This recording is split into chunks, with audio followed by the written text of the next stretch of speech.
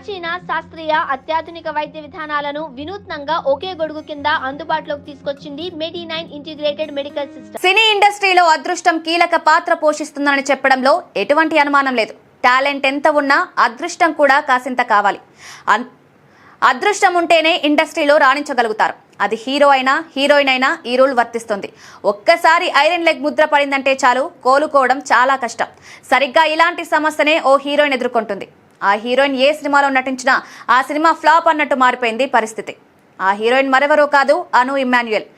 ఈ అమ్మడు ఇప్పటి వరకు నటించిన సినిమాలన్నీ కూడా బాక్స్ ఆఫీస్ వద్ద బోల్తా కొట్టాయి.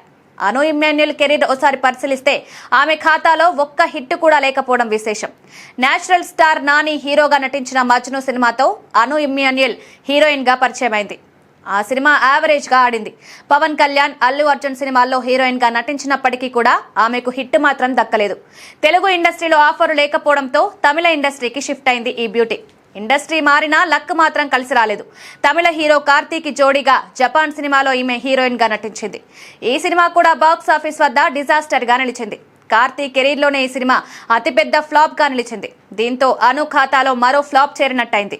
అయితే అల్లు శిరీష్ హీరోగా వచ్చిన ఊర్వశివో రాక్షసివో సినిమాలో అను ఇమ్మాన్యుయల్ హీరోయిన్ గా చేసింది. అల్లు శిరీష్ తో ఓ రేంజ్ లో రొమాన్స్ చేసింది. ఈ సినిమాలో వీరిద్దరి మధ్య కెమిస్ట్రీ బాగా వర్కౌట్ అయిందని ప్రశంసలు దక్కాయి. కానీ కాసులు మాత్రం కురిపించలేకపోయింది. దీంతో అను ఇమ్మాన్యుయల్ ఏ సినిమాలో ఉంటే ఆ సినిమా ఫ్లాపే అని నెటిజన్లు చర్చించుకుంటున్నారు. అందం, అభినయం రెండూ ఉన్నప్పటికీ అను అదృష్టం మాత్రం కలిసి రావడం లేదు. దీంతో వరుస ఫ్లాప్లతో అమ్మడు కెరీర్ డేంజర్ జోన్ లో పడింది.